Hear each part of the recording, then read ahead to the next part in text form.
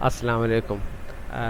HTML की class के साथ हाजिर हैं और आज की क्लास में हमारा जो टॉपिक होगा ये वेबसाइट का स्ट्रक्चर के हवाले से होगा कि एक वेबसाइट का बेसिक स्ट्रक्चर क्या होता है और उसके अंदर हम किस तरह से मार्कअप टैग डिफ़ाइन करते हैं और कौन सा मार्कअप टैग कहाँ आना चाहिए। अच्छा, पिछली क्लास में हमने मार्कअप टैग के हवाले से पढ़ा था, तो वहाँ हमने एक चीज़ पढ़ी थी कि मार्कअप टैग की दो टाइप्स होती हैं। एक होती है स्ट्रक्चर मार्कअप टैग और एक होते हैं आपके नॉर्मल जो अदर मटेरियल कह सकते हैं या अदर मार्कअप टैग कह सकते हैं। अदर मार्कअप टैग्स जो हैं वो बेसिकली आपके हेडिंग, पैराग्राफ या इमेज इस टाइप के होते हैं। ये मल्टीपल टाइम यूज़ होते हैं, ये रिपीटेबल होते हैं। जबकि स्ट्रक्चर मार्कअप टैग जो होते हैं ये वेब के एक स्ट्रक्चर को डिफ़ाइन करते हैं, ये वन टाइम यूज़ होते हैं और इनका जो स्ट्रक्चर या इनको डिफ़ाइन करने का तरीका है उसको वैसे ही डिफ़ाइन करेंगे तो हमारी वेबसाइट एक बेहतर तरीके से परफॉर्म करेगी। सबसे पहली बात हम यहाँ पे डिफ़ाइन करते हैं मार्कअप टैग में, तो एक ओपन टैग यूज़ करेंगे यहाँ पे जिसे कहते हैं डॉक टाइप। हम लेंगे ब्रैकेट, यानी लेस देन की साइन के बाद हम यहाँ पे एक्सक्लेमेशन का साइन लेंगे, फिर हम डॉक टाइप बगैर स्पेस दिए डॉक टाइप लिखेंगे, फिर स्पेस दे के हम HTML लिखेंगे। देखिए ये इसका स्टैंडर्ड तरीका है HTML5 का वर्जन डिफ़ाइन करने का। HTML4 में अगर हम डिफ़ाइन करें तो तकरीबन 2 लाइनों का कोड होता है, वो भी हमें पहले याद था, खैर तो हम उसको लिख सकते हैं। फिर इसी तरह सेकंड जो टैग इस्तेमाल होता है वो है HTML। ये जो HTML का टैग यहाँ यूज़ हो रहा है ये टोटल वेबसाइट को कवर करता है, यानी इस HTML के इस ओपनिंग और क्लोजिंग टैग के बिटवीन अगर मैं यहाँ राइट साइड पर बात करूँ पूरी वेबसाइट यहीं डिफ़ाइन होती है। इससे बाहर होगी तो वो HTML का पार्ट नहीं है। लेकिन HTML क्योंकि चीज़ें दिखा सकता है, HTML में अगर हम इसके बाहर भी कुछ लिख देते हैं तो वो डिस्प्ले तो हो जाती है, लेकिन वेबसाइट की रैंकिंग हमारी बहुत इफ़ेक्ट होती है इससे। अच्छा, वेब पेज के जो HTML का हमने मार्कअप टैग डिफ़ाइन कर दिया, उसके बाद जो हम सेक्शन डिफ़ाइन करते हैं, पहला सेक्शन जिसको हेड कहा जाता है ये इनविजिबल सेक्शन होता है। बेसिकली इसमें जो भी चीज़ यहाँ लिखी जाती है वो व्यू नहीं होती। तो हेड की डेफिनेशन के मुताबिक it's include only the information about the current document, meta data, search engine optimisation data या CSS डाटा भी हम रख सकते हैं, जावास्क्रिप्ट के फंक्शन रख सकते हैं। बेसिकली ये चीज़ें नज़र आने वाली नहीं होती, ये परफॉर्म करती हैं। अच्छा, जब हम इसके इवेंट पे क्लिक करेंगे उस इवेंट के हिसाब से चीज़ें परफॉर्म होती हैं। और बॉडी टैग है everything that the user see on their screen is generated from the code between opening and closing tag of the body element। यानी जो बॉडी एलिमेंट है यहाँ पे इसके अंदर जो भी चीज़ लिखूँगा तो वो डिस्प्ले करेगी। इस चीज़ को तो अभी हम इसकी एग्जांपल करते हैं तो ये हमारे लिए और आसान हो जाएगा कि हमें क्या चीज़ करनी ज़रूरी है। तो आइए हम शुरू करते हैं और हम आते हैं यहाँ पे डेस्कटॉप पे हमने एक फ़ोल्डर क्रिएट किया HTML के नाम से। अच्छा, फ़िलहाल मैं नोटपैड पे काम करना चाहता हूँ और आगे जाके हम VS कोड पे शिफ्ट हो जाएंगे या ड्रीमवीवर पे शिफ्ट हो जाएंगे, डिपेंड करता है कि हमारी जिस तरह का इंटरेस्ट होगा लोगों का उसको हम फॉलो करेंगे। तो सबसे पहले मैंने यहाँ राइट क्लिक करके एक टेक्स्ट डॉक्यूमेंट ले लिया, इसको नोटपैड कहा जाता है, और मैंने यहाँ पे क्लास -1 लिखा और इसको ओपन कर दिया। ठीक है भाई, इसको ओपन करने के बाद मैं थोड़ा सा इसकी फ़ॉन्ट बढ़ा देता हूँ ताकि जो भी मैं लिखूँ ज़रा बड़ा बड़ा फ़ॉन्ट के तौर पे लिखा हुआ नज़र आए। तो इस वक्त 11 फ़ॉन्ट है, मैं इसका 18 फ़ॉन्ट कर देता हूँ। Okay, done. सबसे पहले डॉक्यूमेंट वर्जन डिफ़ाइन करना है, तो मैंने लेस देन साइन के बाद एक्सक्लेमेशन का साइन लिखा और उसके बाद मैंने लिखा डॉक टाइप, ठीक है, स्पेस दिया और HTML। देखें सेंटेक्स इसलिए ज़रूरी होते हैं कि हम जो भी वेबसाइट या जो भी हम काम करते हैं उसकी जो ग्रामर है या जो उसका जो सेंटेक्स है अगर हम प्रॉपर फॉलो नहीं करेंगे तो फिर चीज़ें हमारे पास मिसमैनेज रहेंगी। मैंने यहाँ पे एक ओपनिंग टैग बनाया HTML का और उसके बाद HTML टैग को क्लोज़ कर दिया। अच्छा, HTML टैग का एक एट्रीब्यूट है। एट्रीब्यूट्स क्या होते हैं बेसिकली, तो हर ऑब्जेक्ट के कोई ना कोई ख़ासियत होती है। जैसे बॉडी टैग में हम बैकग्राउंड कलर दे सकते हैं, हम जो है वहाँ पे इमेज ऐड कर सकते हैं, मार्जिन सेट्स कर सकते हैं, तो वो सारे एट्रीब्यूट बॉडी के हैं। इसी तरह HTML मार्कअप टैग का एक एट्रीब्यूट होता है जिसमें हम लैंग्वेज डिफ़ाइन कर सकते हैं। इंग्लिश या तो हम EN लिख सकते हैं या EN_US भी लिख सकते हैं, तो वो US इंग्लिश को फॉलो करेगा। नहीं भी लिखेंगे तो कोई मसला नहीं, क्योंकि बाय डिफ़ॉल्ट स्टैंडर्ड इंग्लिश ही होती है। अच्छा, इसके बाद मैं यहाँ पर आता हूँ और वेब पेज का थोड़ा सा ट्री व्यू में आना चाहूँगा। यहाँ पे मैं वेब पेज का इनविजिबल पार्ट पहले डिफ़ाइन करता हूँ, हेड टैग, और इसके बाद मैं हेड टैग को क्लोज़ करता हूँ। आप एक चीज़ नोट कर रहे होंगे कि मैंने जितने भी मार्कअप टैग लिखे हैं सबके जो अल्फ़ाबेट्स हैं स्मॉल हैं। तो देखिए, हमें प्रोग्रामिंग में भी अगर हम कोई चीज़ प्रोग्रामिंग करते हैं तो वहाँ पे भी ज़्यादा प्रीफर किया जाता है कि स्मॉल अल्फ़ाबेट में लिखा जाए। तो HTML में भी प्रीफर करते हैं कि अगर आप चाहते हैं कि आपका वेबसाइट बहुत अच्छी काम करे तो आप स्मॉल में लिखें, लेकिन ये कोई शर्त नहीं है, आप इसको कैपिटल में लिख सकते हैं। तो खैर कोई इतना मसले की बात नहीं है। अब हम आते हैं टाइटल बार। जैसे इस वक्त हमारे पेज का जो टाइटल है class1.txt लिखा हुआ नज़र आ रहा है ऊपर, तो इसको टाइटल बार कहते हैं। तो वेब पेज का टाइटल बार में अगर मैं कुछ नहीं लिखूंगा तो अनटाइटल्ड डॉक्यूमेंट लिखा हुआ आ जाता है, या कुछ भी लिखा हुआ नहीं होगा, क्योंकि जब डिफ़ाइन ही नहीं किया तो क्या लिखा होगा। अच्छा, अब यहाँ पे जब मैं आता हूँ टाइटल, इस टैग को क्लोज़ करते हुए एक ख़ास बात का ख्याल रखिएगा कि इस टैग को अगर हम प्रॉपर बंद नहीं कर पाएँ तो हमारा वेब पेज का कंटेंट डिस्प्ले नहीं करेगा। इसके अलावा वेब पेज पे मौजूद कोई भी टैग क्लोज़ सही नहीं किया या किसी तरह से रह गया तो वो उसका कोई इतना मसला नहीं होता। ठीक है, हम अपने यहाँ पे आते हैं और हमने यहाँ पे बॉडी टैग भी क्लोज़ कर दिया। अच्छा, यहाँ पे थोड़ा सा गौर कीजिएगा, ये एक वेब पेज का बेसिक स्ट्रक्चर है। ये वो टैग्स हैं जो वन टाइम लिखे जाते हैं, नॉट रिपीटेबल, यानी इसको रिपीट नहीं किया जाता। क्यों रिपीट नहीं किया जाता? इसलिए नहीं किया जाता क्योंकि ये जो है स्ट्रक्चर है। अब ऐसा तो नहीं है कि हम जो है एक स्ट्रक्चर बनाते फिर उसके ऊपर दूसरा स्ट्रक्चर बनाएंगे और हम बार बार दूसरे स्ट्रक्चर्स में सेट नहीं कर सकते। तो इसका रूल है कि स्ट्रक्चर एक दफ़ा डिफ़ाइन किया जाता है, हमने स्ट्रक्चर डिफ़ाइन कर दिया, फिर मैं आऊँगा फाइल में आऊँगा और इसको एक वेब पेज के तौर पे सेव करने जाऊँगा। फाइल में आइए, सेव एज़ में आए। वेब पेज बनाने के लिए हम यहाँ पर आएंगे। अच्छा, यहाँ पे नोट कीजिएगा जो हमारा फाइल का एक्सटेंशन होता है HTML का, वो होता है .html, तो वो फाइल वहाँ पे सेव होती है। ठीक है, और मैं यहाँ पे class1 के नाम से बनाना चाह रहा हूँ, कस्टमाइज़ कोई भी नाम दे सकते हैं। मैंने यहाँ पे लिखा class-1.html, मैं कुछ भी लिख सकता हूँ, लेकिन जो एक्सटेंशन है फाइल का ये लाजमी डिफ़ाइन करें। देखिए, एक्सटेंशंस क्या होते हैं। कंप्यूटर में कोई फ़ाइल किस सॉफ्टवेयर में खुलनी चाहिए वो डिसाइड होता है एक्सटेंशन की बेस पे। तो अगर मैं बात करूं वीडियो फाइल की, तो वीडियो का फॉर्मेट ज़्यादातर MP4 फॉर्मेट होता है, ऑडियो के लिए MP3 फॉर्मेट यूज़ कर रहे हैं, MS वर्ड की फ़ाइल के लिए DOC होता है, एक्सेल की फ़ाइल का एक्सटेंशन XLS होता है, XLSX भी होता है, और उसके अलावा अगर मैं फ़ोटोशॉप डॉक्यूमेंट की बात करता हूँ तो PSD होता है। ये जो फ़ाइल फॉर्मेट्स होते हैं ये बताते हैं कि ये फ़ाइल किस सॉफ्टवेयर में खुलनी चाहिए। अच्छा, जब मैं कोई सॉफ्टवेयर इंस्टॉल करता हूँ तो उसमें फ़ाइल एक्सटेंशन ऑलरेडी डिफ़ाइन होता है, यानी वो सॉफ्टवेयर अगर वीडियो के फिल्म या वीडियो देखने के, मूवी देखने के हवाले से मैं बात करूँ, VLC प्लेयर या इस टाइप के सॉफ्टवेयर यूज़ करूँगा तो जितने भी वीडियो फॉर्मेट्स हैं MP4, .avi या .mkv, इस टाइप के जो फॉर्मेट हैं वो ऑलरेडी इसको एसोसिएट हो जाते हैं, तो वो फिर उनमें वो VLC प्लेयर में खुल रहे होते हैं। इसी तरह जो इमेजेस हैं वो फोटो व्यूवर में खुलते हैं, MS वर्ड की फ़ाइल MS वर्ड में ही खुलती है, एक्सेल की फ़ाइल एक्सेल में ही खुलती है। जब हम सॉफ्टवेयर इंस्टॉल करते हैं तो ये सारी चीज़ें इसके साथ इंस्टॉल होती हैं। हम अपने वेब पेज की तरफ वापस आते हैं। मैंने यहाँ पे लिखा class-1.html, और जब मैं इसको सेव करता हूँ तो अब मेरे फोल्डर में यहाँ पे एक इंटरनेट पेज बन गया। ठीक है, अच्छा, अगर मेरे पास ये नोटपैड की फ़ाइल ओपन है और ये भी फ़ाइल ओपन है तो इन दोनों के बिटवीन एक लिंक काम कर रहा है। ठीक है, मैं फालतू जो पेजेस खुले हैं उन सबको बंद करता हूँ। अभी हम सिर्फ अपने इस पेज को फोकस करते हैं। तो हमने यहाँ पे class1 लिखा था, मैं इसमें मज़ीद कुछ ऐड करना चाहता हूँ, इन HTML कर देता हूँ, तो यहाँ सेव करता हूँ, तो यहाँ रिफ़्रेश करूँगा, देखिए मेरा टाइटल बार class1 इन HTML हो गया। ठीक है जनाब, ओके। अब अगर मैं इसको बंद कर देता हूँ किसी तरह से, ये भी फ़ाइल बंद हो गई, तो इसको ऑन करने के बाद अगर मैं कुछ लिखने भी जाऊँगा तो अब इन दोनों के बिटवीन जो लिंक था वो ब्रेक हो गया। तो लिंक दोबारा कैसे बनेगा? आपके पास ये वेब पेज मौजूद है, आप राइट क्लिक कीजिए और इसको कह रहे हैं ओपन विद नोटपैड, तो अब आपका इससे लिंक कनेक्टेड है।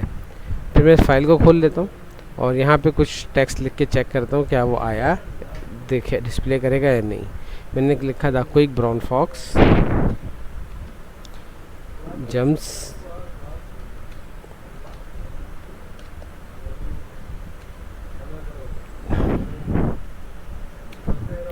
मैंने एक जुमला लिखा और उसके बाद मैंने इसको 3 दफ़ा 4 दफ़ा पेस्ट कर दिया, 4 लाइनें बन गई यहाँ पे। और जैसे मैं रिफ्रेश करूँगा मेरा टेक्स्ट यहाँ पर आ गया। ठीक है, पहला काम क्या है, हमें ये देखना है कि हमारा टेक्स्ट डिस्प्ले कर रहा है या नहीं कर रहा। अगर हमारी सारी चीज़ें प्रॉपर डिफाइन होंगी तो ये टेक्स्ट डिस्प्ले करेगा। मैं फ़ाइल सेव करने का तरीका एक दफ़ा फिर बता दूं। फाइल में आइए, सेव एज़ में आए, अपना जो भी कस्टमाइज नाम है वो लिखें, उसके बाद .html लिखना है ना भूलें। ये .html लिखेंगे और सेव करेंगे तो ही यहाँ पे इंटरनेट पेज क्रिएट हो जाएगा। ठीक है, अब यहाँ पे देखें मैंने यहाँ पे 4 अलग अलग लाइनें ली हैं, जबकि यहाँ पे सारी की सारी एक ही लाइन में लिखी हुई आ रही हैं।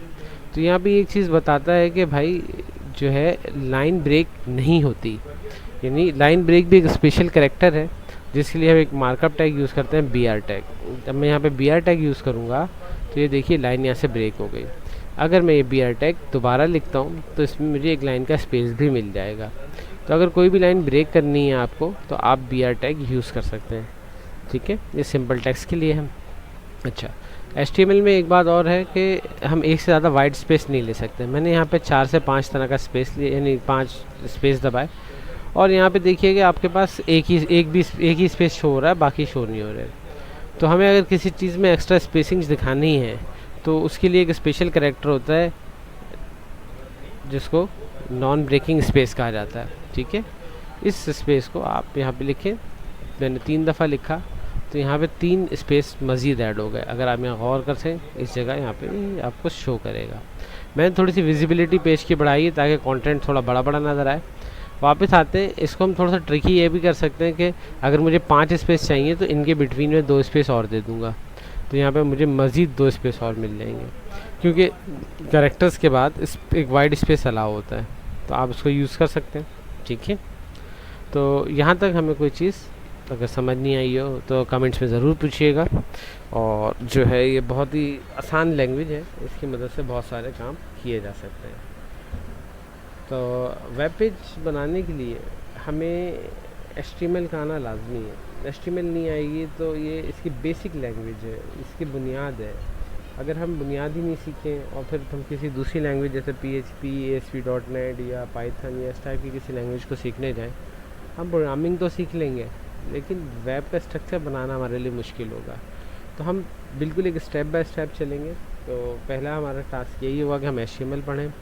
HTML पढ़ने के बाद फिर हम उसके बाद आगे जाएंगे। अब नेक्स्ट जो है हम उस पर CSS पढ़ेंगे। CSS से हम वेब की फॉर्मेटिंग तरतीब देंगे। और फिर थर्ड जो है इसके साथ साथ हम जावास्क्रिप्ट jQuery का इस्तेमाल करेंगे वेब पेज के अंदर। फिर हम PHP की भी क्लासेस में ऐड करेंगे। अच्छा जनाब, मैं यहाँ पर आता हूँ और मेरे पास इस वक्त वेब पेज का जो बैकग्राउंड है ये वाइट आ रहा है।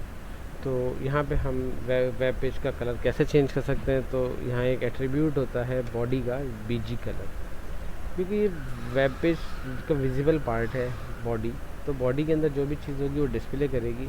तो इसका एक एट्रीब्यूट होता है BG कलर। तो यहाँ पे कलर बाय नेम यूज़ होते हैं। मैं यहाँ पे अगर रेड लिखता हूँ तो यहाँ पर रेड आ जाएगा, मैं यहाँ पे ग्रीन लिखूँगा तो ग्रीन आ जाएगा। ठीक है, और मैं अगर यहाँ पे लिखता हूँ ऑरेंज तो ऑरेंज आ जाएगा, क्योंकि विंडोज़ के अंदर कलर बाय नेम डिफ़ाइन हुए हुए होते हैं। ठीक है, अच्छा उसके अलावा भी हम जो है और भी कलर मोड इसमें सपोर्ट करते हैं। तो मैं यहाँ पे अब मैंने फ़ोटोशॉप ऑन किया है। दूसरा जो कलर मोड यहाँ यूज़ होता है उसे कहते हैं RGB कलर मोड। RGB के लिए हम यहाँ पे लिखते हैं RGB। ठीक है, अच्छा मैं यहाँ पे RGB कलर मोड के बारे में बताता चलूँ। RGB कलर मोड 3 चैनल्स होते हैं, रेड, ग्रीन एंड ब्लू। ठीक है,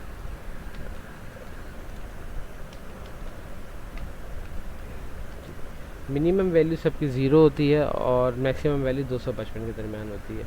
तो इसमें इनके बिटवीन वैल्यू जो भी यूज़ होगी वो RGB कलर मोड के लिए यूज़ होगी।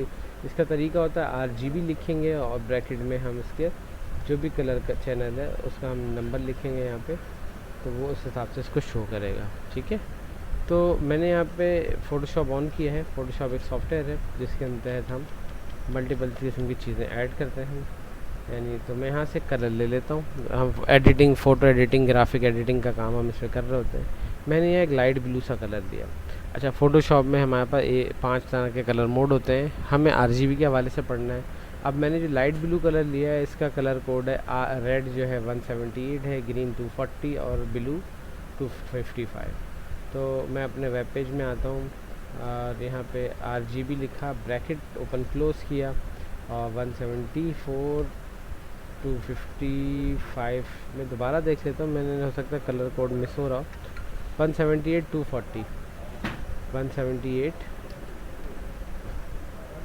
240 255 सेव किया और जब मैं यहाँ पे रिफ़्रेश करूँगा तो ये यहाँ पे ग्रीन कलर आ जाएगा।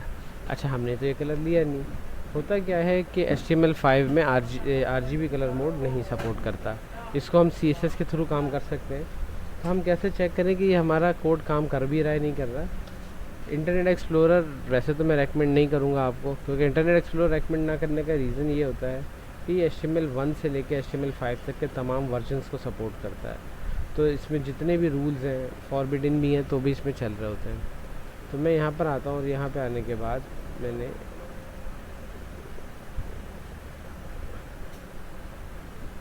जो फाइल का URL था वहाँ से कॉपी करके रखा था, यहाँ पेस्ट किया। अब देखिए ये वही ब्लू कलर आ गया जो मैंने लिया। अच्छा, अब प्रॉब्लम ये है कि हमें क्योंकि क्लाइंट के हिसाब से चलना होता है, क्लाइंट कहता है कि मुझे ये वाला कलर चाहिए, ये उसके लोगों के अंदर है या उसकी थीम है। तो आपके पास यहाँ पे एक और कलर मोड आ रहा होता है, इसको कहते हैं hexadecimal colour mode. Hexadecimal colour mode के बारे में मैं आपको बताता चलूँ तो हेक्साडेसिमल कलर मोड जो है हैशटैग के बाद 6 डिजिट से यूज़ होता है। अच्छा, कहीं अब मॉडर्न वे में 3 डिजिट पे भी काम करता है ये।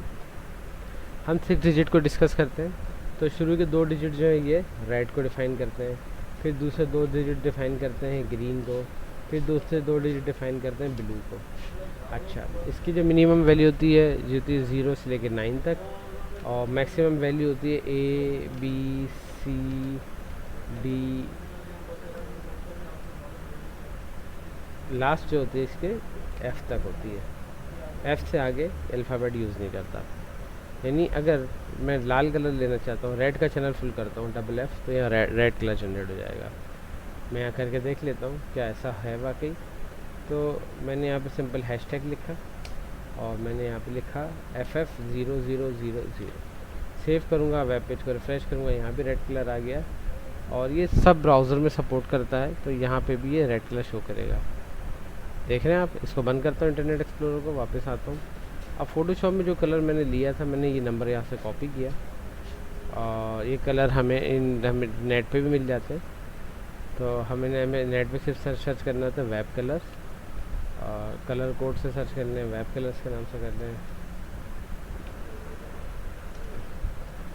पूरा हमें HTML कलर कोड्स मिल जाएंगे और कलर कोड्स हम यहाँ से अपनी मर्ज़ी से कलर कोड कौन सा चाहिए हमें यहाँ से हम डिफ़ाइन कर सकते हैं। तो देखें यहाँ पे हेक्साडेसिमल का भी आ रहा है, RGB आ रहा है, HSL आ रहा है, CMYK आ रहा है।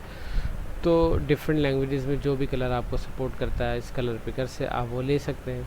मैं कहता हूँ कि मुझे जो है ना ये लाइट पर्पल सा एक कलर चाहिए। मैं यहाँ पे लिया, ये कोड मैंने यहाँ से कॉपी करता हूँ और अपनी वेबसाइट में यहाँ ले आके इसको पेस्ट कर देता हूँ।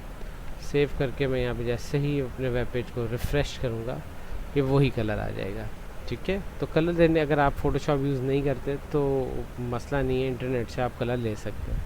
कलर पिकर आपको वहाँ पे दिया हुआ होता है, आप अपनी मर्ज़ी से में कलर ऐड कर सकते हैं।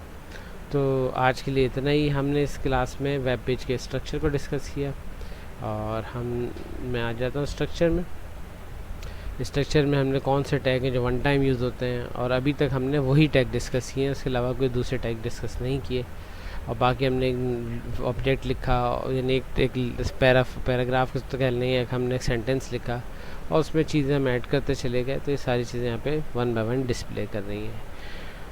तो आप लोगों का जो टास्क है, एटलीस्ट आप एक वेब पेज बनाइएगा और उसमें अपने बारे में एक पैराग्राफ में कुछ इन्फॉर्मेशन इसमें नोट कीजिए। ठीक है, आज के लिए अल्लाह हाफ़िज़। फिर इंशाल्लाह कल मुलाकात होगी नेक्स्ट वीडियो के साथ और हम इसमें फिर नई चीज़ें बनाएंगे। अल्लाह हाफ़िज़।